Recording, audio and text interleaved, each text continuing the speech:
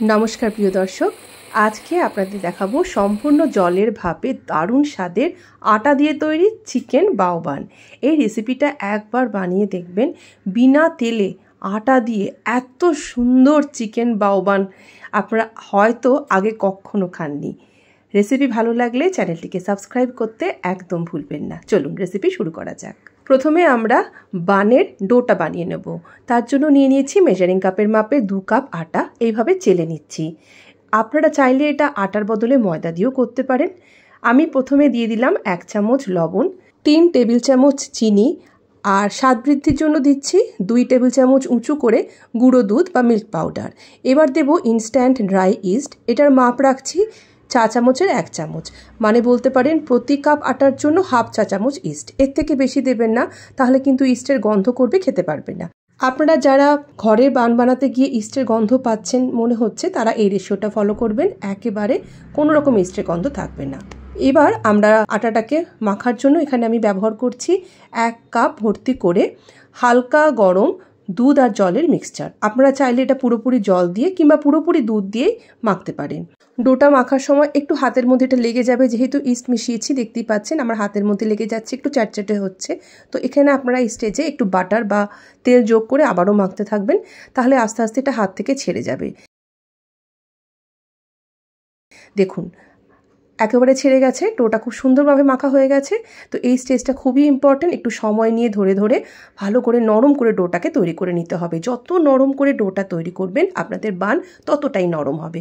এবার এটাকে resting time দিতে হবে, তার জন্য একটা পাত্রের মধ্যে একটু বাটার লাগিয়ে নিচ্ছি, তার মধ্যে ডোটাকে রেখে এটাকে ঢাকা দিয়ে রেখে দেবো 1 থেকে 1.5 ঘন্টা। যদি আপনারা রোদে রাখতে পারেন তাহলে এটা দ্রুত ফুলে ডাবল হয়ে যাবে।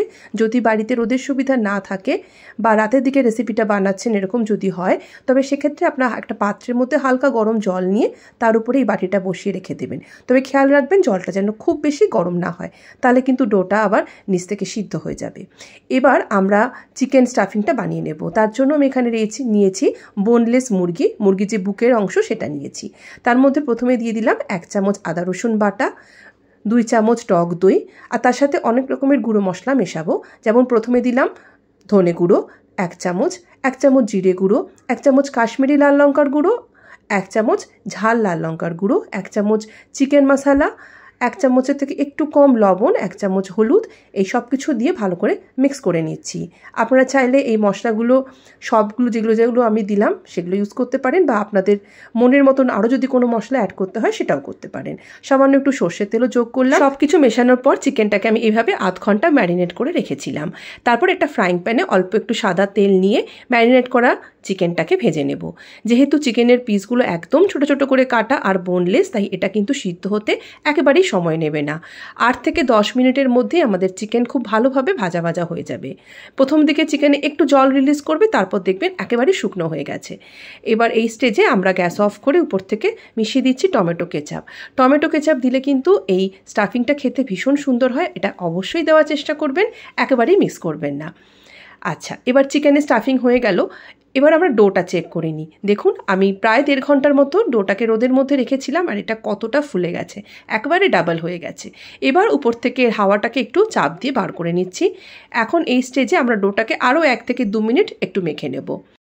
আটা দিয়ে যদি আপনারা বান কোনোদিনও ট্রাই না করে থাকেন, তবে আমি বলবো একবার হলেও ট্রাই করবেন। স্বাদের দিক থেকে কিন্তু এটা কোনো অংশেই ময়দার থেকে কম নয়। এবার এখান থেকে একটু বড় বড় করে লেচি কেটে নিচ্ছি। এবার লেচি কাটার পরে আমরা কিভাবে এটাকে বেলবো সেটা দেখাই।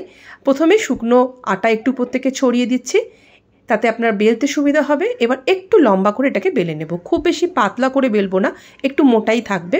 দেখতে পাচ্ছেন ঠিক যেভাবে আমি দেখাচ্ছি এইভাবে বেলে নিলাম। এখন এর মধ্যে লাগিয়ে দেবো বাটার। বাটারের জায়গায় আপনারা সাদা তেলও দিতে পারেন। ঠিক আমি যেভাবে অর্ধেকটা পোর্শনে লাগালাম, এইভাবে অর্ধেকটা পোর্শনে আপনারা বাটার লাগিয়ে এটাকে দুভাজ করে নেবেন। তবে কি হবে, এটা যখন রান্না হবে মানে সিদ্ধ হবে, তখন কিন্তু এটা খুব সহজেই ছেড়ে আসবে একে অপরের থেকে।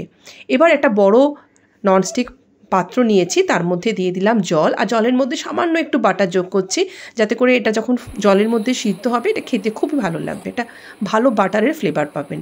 এবার 2টো করে বান তৈরি করার জন্য ছেড়ে দিলাম। ফুটন্ত গরম জলে ঢাকা দিয়ে এটাকে 5 থেকে 7 মিনিট রান্না করে নেব। দেখতে পাচ্ছেন কতটা ফুলে গেছে। এবার আমরা একটু উল্টে অপর পিঠটাকেও রান্না করে নিচ্ছি। অনেকে যারা স্টিমার নেই তারা কিন্তু এইভাবে জলের ভাপে এই বান তৈরি করতে পারেন। জল পুরোপুরি শুকিয়ে যাবে, তারপরেও কিন্তু আমরা গ্যাসের মধ্যে আরও 1 থেকে 2 মিনিট রেখে একটু ভাজা ভাজা করে নিয়েছি, যাতে উপর থেকে একটা হালকা ব্রাউন কালার চলে আসে। তাতে এটা খেতে আরও ভালো লাগে, ভিতর থেকে সফট আর উপর থেকে বেশ সুন্দর ক্রিস্পি।